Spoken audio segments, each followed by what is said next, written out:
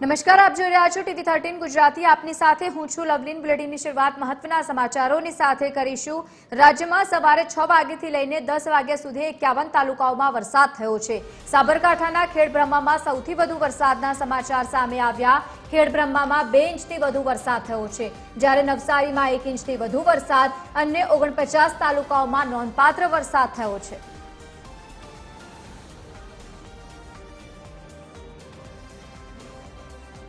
તો હવામાન વિભાગે વરસાદને લઈને આગાહી વ્યક્ત કરી તે મુજબ સાબરકાંઠાના ખેડબ્રહ્મામાં સૌથી વધુ વરસાદ થયો છે। જો કે આજથી રાજ્યમાં વરસાદી માહોલ જામશે।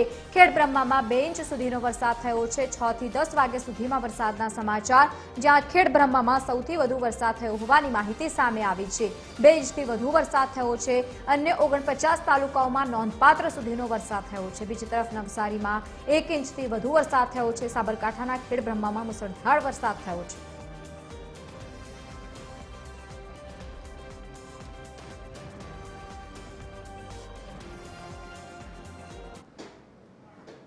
તો બીજી તરફ સાબરકાંઠાના ખેડબ્રહ્મા તાલુકામાં મુસળધાર વરસાદ થયો છે।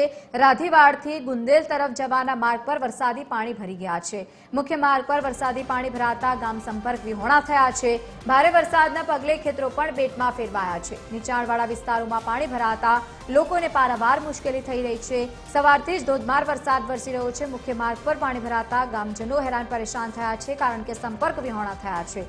ભારે વરસાદના પગલે બીજી તરફ ખેતરો પણ બેટમાં ફેરવાયા છે। ધરતીપુત્રો ફરી એકવાર ચિંતામાં મુકાયા। ખેડબ્રહ્મામાં વરસાદી માહોલ જામ્યો છે।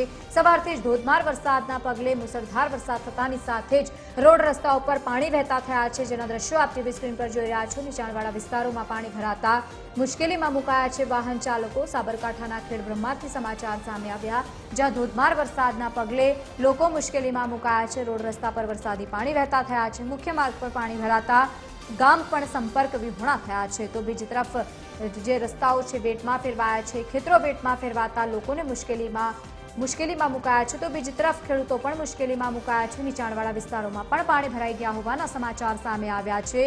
જો કે આજથી હવામાન વિભાગે ફરી એકવાર આગાહી વ્યક્ત કરી છે। મહત્વનું છે કે એક સાયક્લોનિક ટ્રફ પણ સક્રિય થયું છે, જે થકી રાજ્યમાં વરસાદી માહોલ જામશે। તો બીજી તરફ મુખ્ય માર્ગ પર ખેડબ્રહ્મામાં વરસાદી પાણી ભરાતા વાહન ચાલકો સહિત રાહદારીઓ પણ મુશ્કેલીમાં મુકાયા છે।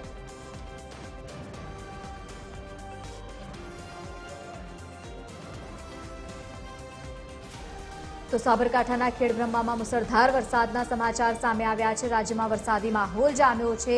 રાધીવાડથી ગુંદેલ તરફના માર્ગ પર આ પાણી ભરાઈ જવાના દ્રશ્યો સામે આવ્યા છે। મુખ્ય માર્ગ પર પાણી ભરાતા ગામ પણ સંપર્ક વિહોણા થયા છે। મહત્વનું છે કે લોકોને અવરજવરમાં મુશ્કેલી થઈ રહી છે। તો બીજી તરફ ભારે વરસાદના પગલે ખેતરો પણ બેટમાં ફેરવાયા। તો બીજી તરફ છોટાઉદેપુરમાં પણ વરસાદી માહોલ જામ્યો છે। 2 દિવસના વિરામ બાદ વહેલી સવારથી જ ધોધમાર વરસાદ વરસી રહ્યો છે। વહેલી સવારથી જ પડી રહેલા ધોધમાર વરસાદના કારણે વાતાવરણમાં ઠંડક પ્રસરી છે।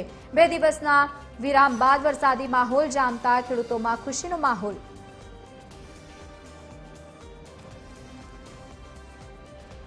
તો બીજી તરફ અરવલ્લીમાં પણ ધોધમાર વરસાદ વરસી રહ્યો છે। ભિલોડામાં જે રીતે વરસાદના સમાચાર સામે આવ્યા, માલપુરમાં સવારથી જ ધીમી ધારે વરસાદી માહોલ જામ્યો છે। બીજી તરફ ઉપરવાસમાં પણ ભારે વરસાદી માહોલ જામ્યો છે। ભારે વરસાદના કારણે ઇન્દ્રાસી નદી ફરી એકવાર બે કાંઠે વહેતી થઈ છે। નદીમાં નવા નીરની આવક આવતા ખેડૂતોમાં પણ ખુશીનો માહોલ જોવા મળ્યો।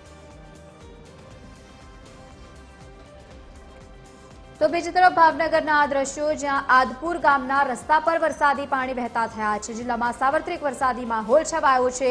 પાલીતાણામાં મેઘમહેર। તો બીજી તરફ રસ્તા પર વરસાદી પાણી ભરાઈ ગયા છે।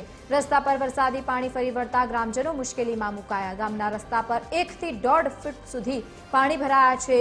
વરસાદી પાણી ભરાતા લોકોને અવરજવરમાં મુશ્કેલી થઈ રહી છે। રસ્તા પર આવતું પાણી ડુંગર વિસ્તારમાંથી આવે છે।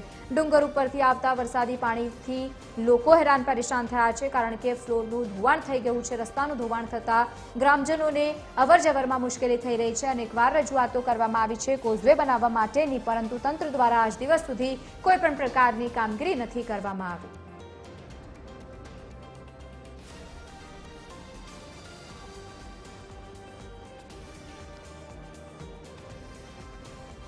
તો બીજી તરફ ભાવનગર જિલ્લામાં જીવાદોરી શેત્રુંજી ડેમ સતત ત્રીજી વાર ઓવરફ્લો થયો છે। શેત્રુંજી ડેમ 100% ભરાયો છે। શેત્રુંજી ડેમના 20 દરવાજા 1 ફૂટ સુધી ખોલવામાં આવ્યા છે। સિઝનમાં ત્રીજી વખત શેત્રુંજી ડેમ ઓવરફ્લો થયો છે। 20 દરવાજા ખોલવામાં આવતા નીચાણવાળા 17 ગામોને એલર્ટ કરાયા છે। શેત્રુંજી ડેમમાં હાલ 1800 ક્યુસેક પાણીની આવક છે।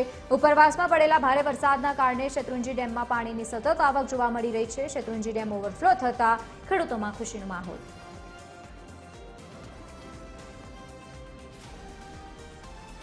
ગુજરાતમાં છેલ્લા 3 દિવસથી કેટલાક વિસ્તારોમાં છૂટોછવાયો તો ક્યાંક ધોધમાર વરસાદ વરસી રહ્યો છે। અલગ અલગ 5 દ્રશ્યો સામે આવ્યા છે, જેમાં રાજ્યમાં વરસાદની પરિસ્થિતિ વિશે સમજી શકાય। ભાવનગર શહેરમાં પણ વાતાવરણમાં પલટો આવ્યો છે। એકાએક ધોધમાર વરસાદ વરસી રહ્યો છે તો બીજી તરફ ક્યાંક ઝરણા વહેતા થયા છે, ક્યાંક વરસાદી પાણી ભરાયા છે તો બીજી તરફ અમરેલીમાં પણ મેઘો મહેરબાન છે। ભાવનગરમાં ધોધમાર વરસાદ, પાટણમાં ધીમી ધારે વરસાદના સમાચાર સામે આવ્યા છે।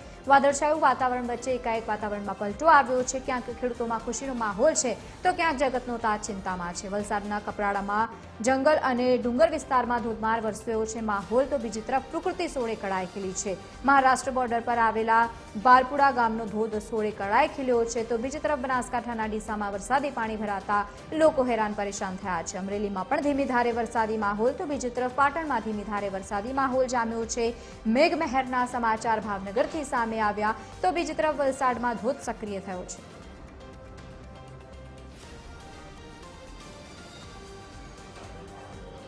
તો બીજી તરફ મહેસાણાના ધરોઈ ડેમમાં પાણીની આવકમાં સતત વધારો થયો છે। અત્યાર સુધીમાં ધરોઈ ડેમ 69.18% ભરાયો છે। ડેમમાં પાણીની આવક પણ વધી છે। 25,278 ક્યુસેક પાણીની આવક છે। ડેમમાં જળ સપાટી 613.44 ફૂટે પહોંચી છે। જો કે ભયજનક સપાટીની વાત કરીએ તો 622 ફૂટ છે।